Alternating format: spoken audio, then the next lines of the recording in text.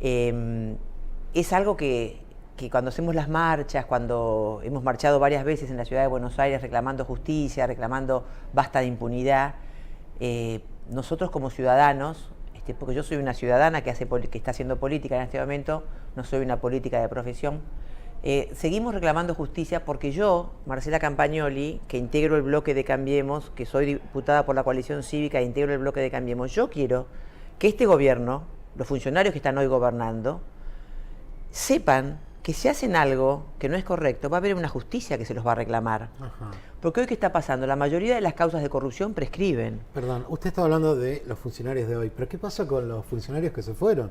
Obvio. Nosotros se robaron todo. Exactamente. Y no podemos creer en una justicia cuando vemos que entran y salen como si nada. Primero eso, y segundo, que vos pensás que nosotros empezamos a denunciar al kirchnerismo en el 2004, sí, cuando Néstor Kirchner tenía todo el poder. Ajá. Esas denuncias fueron prescribiendo, sí, muchas caídas en las manos del juez Ollarvide, sobreseídas, enriquecimientos ilícitos de Néstor Kirchner que denunciamos permanentemente, sobreseídos, asociaciones ilícitas. Ya en el 2008 denunciamos a Debido, a Cristina Kirchner varias veces, a Echegaray varias veces. Muchas causas prescriben o el año pasado la organización Será Justicia pidió una auditoría al Consejo de la Magistratura y se detectó que hay, desde que se inicia la causa hasta el primer acto de procesamiento o citada indagatoria, pasan 7 años. Sí. ¿Cómo desde que se inicia la causa vas a tardar 7 años en citar a indagatoria? Una vergüenza. Ayer en la exposición que hice en la universidad mostraba los gráficos donde se veían la irregularidad incluso que ha habido en el sorteo de las causas. Sí. Hay jueces que tienen un 20% más de causas en el periodo que va del 2013 al 2017 sin ningún motivo. Es decir, se acumularon causas en Bonadío y en el juez Rodríguez y no se le mandaron causas a Servini Cubría o no se le mandaron jueces al juez Torres o al juez Ercolini. Es decir, hay muchas irregularidades, por eso lo tenemos denunciado al presidente de la Corte, al doctor Lorenzetti, lo tenemos denunciado por tráfico de influencias, por el tema de las escuchas que él fue captando la oficina de escuchas telefónicas. Ahora, sí, la gente del otro lado se pregunta, ¿no?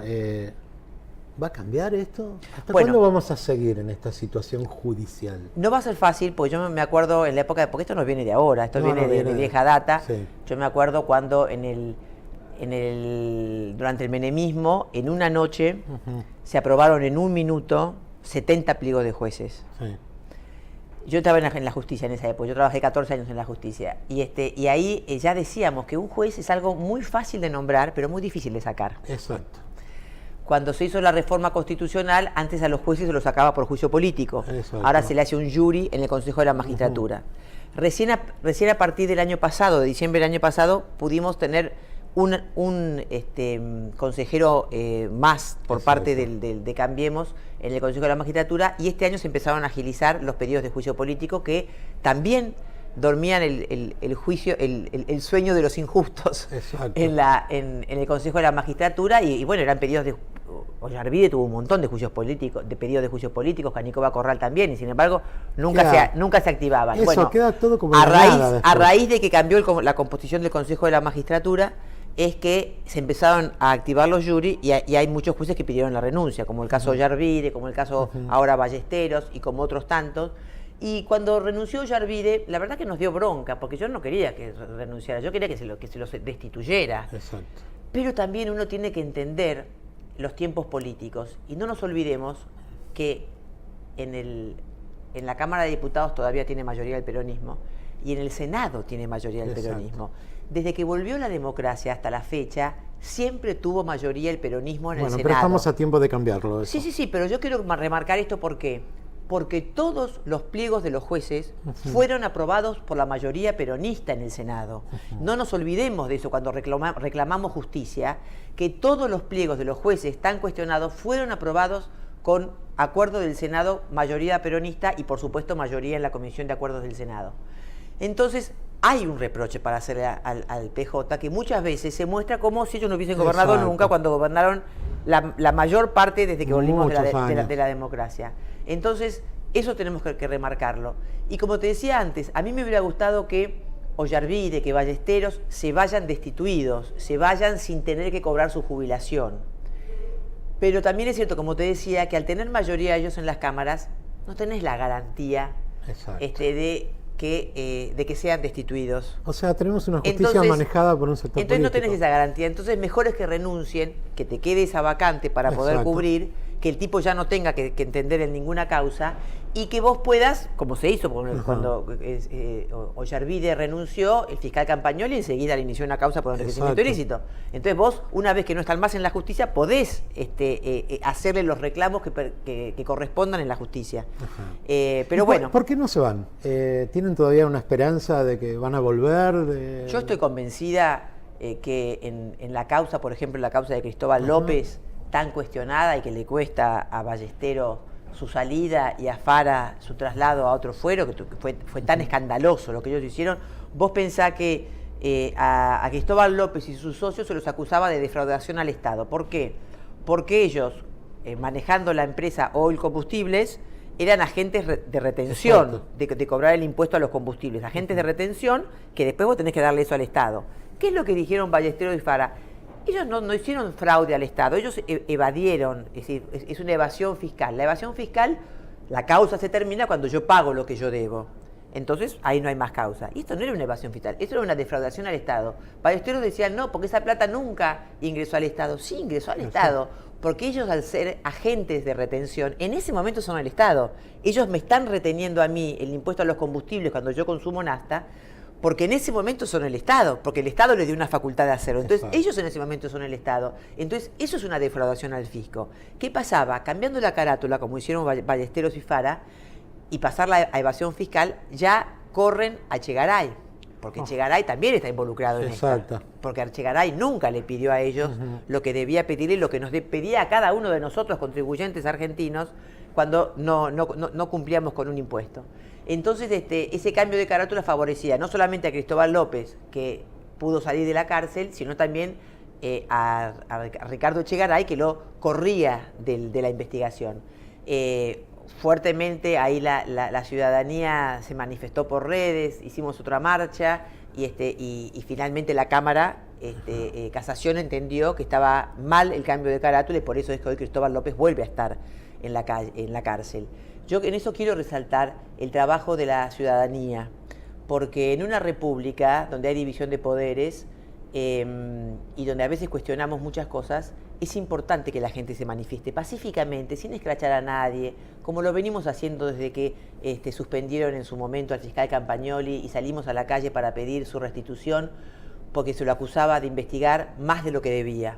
Entonces fue muy importante, al fiscal Campagnoli lo volvió a su cargo el trabajo de la gente en la calle. Por supuesto que tuvo buenos abogados y todo, y que era terrible, el jury no tenía sustento jurídico para tenerse, pero también fue muy importante la participación de la gente. Y yo creo que es muy bueno que los argentinos sigamos manifestándonos en paz, pero reclamando, es decir, que los jueces, que los políticos sepan que tienen el aliento en la nuca de un pueblo que quiere justicia, de un pueblo que quiere que las instituciones funcionen, de un pueblo que les va a exigir a sus mandatarios que cumplan con su deber, con el mandato que le dio la ciudadanía al votarlo. Qué importante lo que dice, ¿no? Que hay que manifestarse.